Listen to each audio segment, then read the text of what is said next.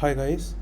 तो आज हम समझेंगे कि फिलिप्स कर्व क्या होता है। मैंने ऑलरेडी इसकी अपने स्टैगफ्लेशन वीडियो में थोड़ा सा हिंट दिया था कि फिलिप्स कर्व क्या होता है, पर आज इसको थोड़ा अच्छा से हम समझ लेते हैं। तो फिलिप्स कर्व जैसे मैंने पहले ही बताया था, इसका सिंपल मतलब है, पहले तो ये किसने दिया था, ये दिया था A.W. फिलिप्स ने। इन्होंने बताया अराउंड 1960s में कि अनएम्प्लॉयमेंट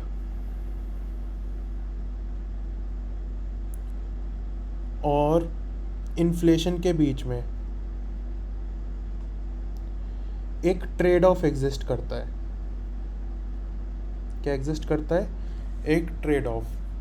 वो क्या कहता है कि अगर इन्फ्लेशन हाई होता है, इन्फ्लेशन हाई होता है तो अनएम्प्लॉयमेंट हो जाएगा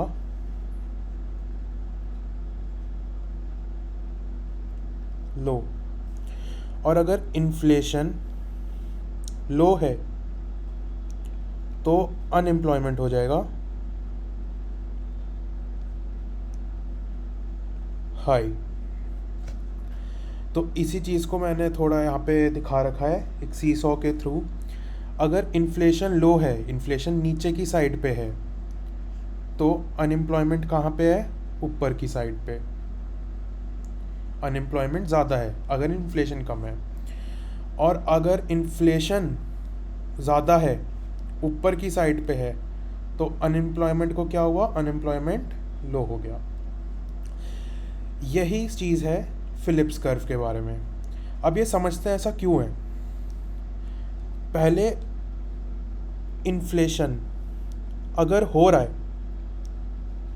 इसका मतलब क्या है? बेसिक चीज़ हमें क्या पता है इन्फ्लेशन की? डिमांड ज़्यादा है। किसी चीज़ की डिमांड ज़्यादा है, इसलिए इन्फ्लेशन ज़्यादा है, इसलिए उसका प्राइस बढ़ रहा है। अब इस डिमांड को मीट करने के लिए क्या करना पड़ेगा? वर्कर्स को हायर करना पड़ेगा।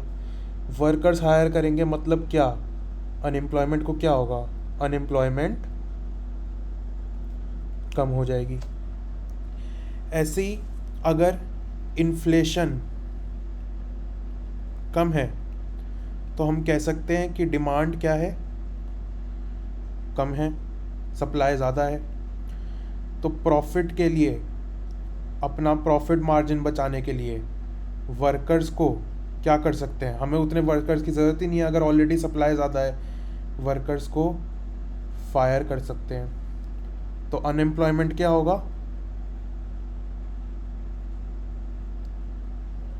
बढ़ जाएगा। अब हमने लिखा है फिलिप्स कर्व। क्यों लिखा है?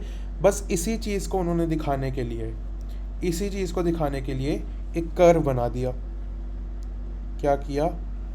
ऐसे एक कर्व बना दिया।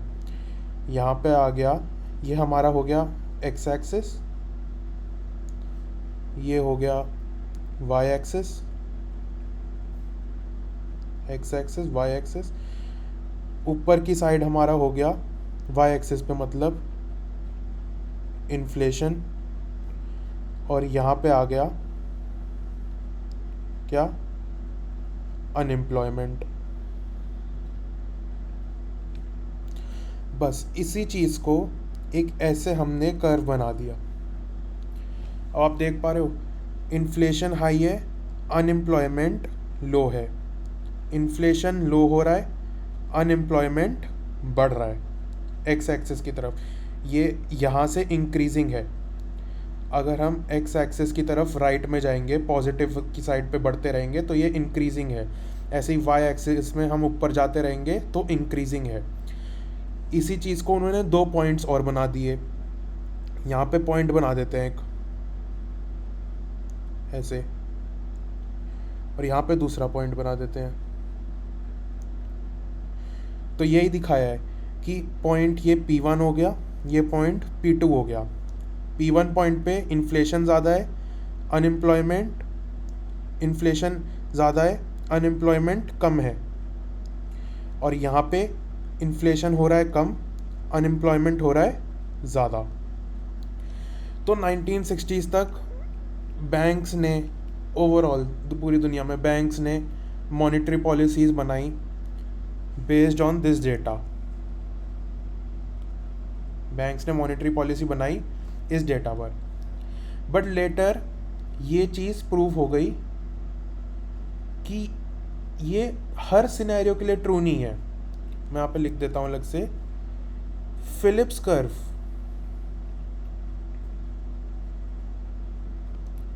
Not true for all scenarios. इसका क्या मतलब है? ये जो हमने ग्राफ देखा है ये सिर्फ शॉर्ट टर्म में वैलिड है। शॉर्ट टर्म, इसका क्या मतलब है? जब कुछ देर के लिए इन्फ्लेशन है, कुछ समय के लिए इन्फ्लेशन है, तब तक फिलिप्स कर्व को हम कहते हैं कि ये सही है। बट अगर बहुत समय के लिए इन्फ्लेशन हो जाए, जैसे इन्फ्लेशन हाई है और कम ही नहीं हो रहा है, हाई है अभी भी, इसका मतलब अब एम्प्लॉयज़ क्या करेंगे? एम्प्लॉयज़ कहेंगे कि भाई हमें वेज ज़्यादा करो, हमारी तनख्वाह बढ़ाओ, हमारा वेतन बढ़ाओ, वेजेस इंक्रीज़ करो। अब कंपनीज क्या करेंगी? फिर से एम्प्लॉयज़ को फायर करना शुरू कर देंगी। एम्प्लॉयज़ को क्या करेंगी? फायर करना शुरू कर देंगी। कंपनीज भी देखेंगी कि इन्फ्लेशनरी प्रेशर तो कम हो ही नहीं रहा है, हमने एम्प्लॉयज़ को हायर भी कर लिया लेकिन अभी भी इन्फ्लेशनरी प्रेशर कम नहीं हो रहा है, अभी भी हाई है, लोग ज़्यादा वेतन मांग रहे हैं। फिर एम्प्लॉयज़ को क्या करेगी? फायर करेगी। और अनएम्प्लॉयमेंट जो पहले कम हुआ था, अनएम्प्लॉयमेंट वो वापस आ जाएगा अपनी ओरिजिनल स्टेट पे, अपनी नेचुरल स्टेट पे। Unemployment will return to natural state. इसी चीज़ को, इसी नेचुरल स्टेट को एक नाम दे दिया, वो उसको बोलते हैं हम नायरू। नायरू कुछ भी नहीं है, इसका मतलब है non accelerating inflation rate of unemployment. NAIRU मतलब एक इकोनॉमी में जो लोएस्ट सस्टेनेबल अनएम्प्लॉयमेंट हो सकती है, उसे बोलते हैं नायरू। बस आपको इतना ही इसमें याद रखना है, लोएस्ट सस्टेनेबल अनएम्प्लॉयमेंट। इसी चीज़ को अगर दूसरी तरह से लिखना चाहे, और एम्प्लॉयमेंट और अनएम्प्लॉयमेंट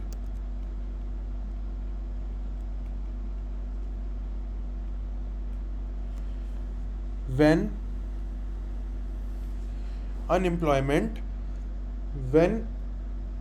economy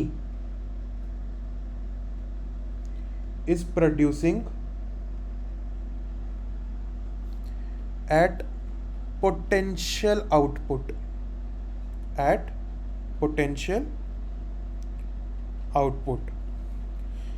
यानी इकोनॉमी अपने मैक्सिमम पोटेंशियल पे प्रोड्यूस कर रही है ऑलरेडी। जो प्रोडक्ट्स मैन्युफैक्चर हो रहे हैं, जो सर्विसेज आ रही हैं, जो सर्विसेज इकोनॉमी प्रोवाइड कर रही है, वो मैक्सिमम लेवल पे है। एक इकोनॉमी जितना उस समय कर सकती है वो मैक्सिमम लेवल पे है, अपनी पीक पोटेंशियल पे है। उस समय पे जो अनएम्प्लॉयमेंट हो रहा है, ये हमारा सिग्निफाई करता है नायरू। ठीक है, ये समझते हैं नायरू के। अगर हम नीचे अगर अनएम्प्लॉयमेंट मानो है लेस देन नायरू, मतलब हमने ऑलरेडी देखा कि नायरू इज लोएस्ट अनएम्प्लॉयमेंट। अगर इससे नीचे अनएम्प्लॉयमेंट तो क्या होगा? लेबर शॉर्टेज हो जाएगा, लेबर शॉर्टेज हो जाएगा, लेबर शॉर्टेज होगा, वेजेस इंक्रीज होंगे। भाई अगर लेबर कम है, डिमांड कम है, सप्लाई कम है, डिमांड ज़्यादा है और लेबर की, तो वो वेजेस ज़्यादा मांगेंगे कि हमें ज़्यादा वेतन दो। फिर इससे क्या होगा, वेजेस ज़्यादा होंगे तो प्राइसेस बढ़ेंगे, फिर हम इन्फ्लेशन देखेंगे। और ऐसे ही हम समझ सकते हैं, अगर अनएम्प्लॉयमेंट ज़्यादा है नायरू से, तो एक्सेसिव लेबर है, तो वेजेस को कम किया जा सकता है। आपने ये बात देखा भी होगा, मार्केट में बहुत सारी जॉब्स हैं, तो लोग रेडी हैं कम वेतन पे भी, कम सैलरी पे भी जॉब लेने को लोग रेडी हैं। इसका मतलब कंपनी प्राइसेस को भी, अपने प्रोडक्ट्स या सर्विसेज के प्राइसेस को भी क्या कर सकती है, कम। मतलब इन्फ्लेशन भी हो सकता है कम। अब ये हमारा था नायरू के बारे में। और अगर मैं फिलिप्स कर्व के बारे में बात करूं, तो हमने देख लिया फिलिप्स कर्व लॉन्ग टर्म में तो नहीं सस्टेन करता, लॉन्ग टर्म में फेल हो जाता है। अगर ज़्यादा समय तक इन्फ्लेशन रहेगा तो वापस अनएम्प्लॉयमेंट कम होने लगे, अनएम्प्लॉयमेंट बढ़ने लगेगी, लोगों को निकालना शुरू कर देंगी कंपनीज, ले ऑफ करना शुरू कर देंगी अगर ज़्यादा समय तक इन्फ्लेशन रहेगा। दूसरा, फिलिप्स कर्व मोस्टली देखा जाता है जब डिमांड साइड प्रेशर हो, डिमांड साइड प्रेशर मतलब अगर लोगों की परचेजिंग पावर ज़्यादा है, अगर लोगों की परचेजिंग पावर है ज़्यादा तो डिमांड ज़्यादा होगी, तो इन्फ्लेशन होगा, और इस डिमांड को मीट करने के लिए अनएम्प्लॉयमेंट कम होगा। लेकिन अगर सप्लाई साइड शॉक है, जैसे हमने ऑलरेडी पढ़ा स्टैगफ्लेशन में, ऑयल की वजह से ये दिक्कत है, या फिर रॉ मटेरियल इसके प्राइस बढ़ गए हैं, इसके प्राइस बढ़ गए हैं, तो इसका मतलब है लोग ज़्यादा डिमांड नहीं कर रहे हैं, पर raw material oil input side, supply side pressure बढ़ा है, इसकी वजह से इन्फ्लेशन हाई हुआ है। तो इसमें कंपनी क्या करेगी, कंपनी अपने प्रॉफिट को मीट करने के लिए एम्प्लॉयज़ को फायर भी कर सकती है, तो क्या होगा, अनएम्प्लॉयमेंट बढ़ जाएगा। तो आप समझ पा रहे हो, ये सिचुएशन हम ऑलरेडी ये चीज़ पढ़ चुके हैं। अगर आपको ये चीज़ ना समझ आए, आप मेरी स्टैगफ्लेशन वाली वीडियो देख सकते हो। ये स्टैगफ्लेशन हो गया है। स्टैगफ्लेशन का मतलब क्या होता है, जब इकोनॉमी की ग्रोथ कम हो, स्लो हो, अनएम्प्लॉयमेंट ज़्यादा हो, इन्फ्लेशन ज़्यादा हो, इस सिचुएशन को हम कहते हैं कि ये है स्टैगफ्लेशन। और स्टैगफ्लेशन, अब आप क्लियरली देख पा रहे होगे, stagflation is a limitation, or we can also say counter to Phillips curve. Stagflation is a limitation or counter to Phillips curve. तो आई होप आप लोगों को फिलिप्स कर्व समझ में आ गया हो। फिलिप्स कर्व में बेसिकली यही है, इससे ज़्यादा मेरे को नहीं लगता कि और कुछ फिलिप्स कर्व में समझने की ज़रूरत है। शॉर्ट टर्म के लिए अगेन फिलिप्स कर्व वैलिड होता है, एंड दैट टू जब डिमांड साइड प्रेशर हो।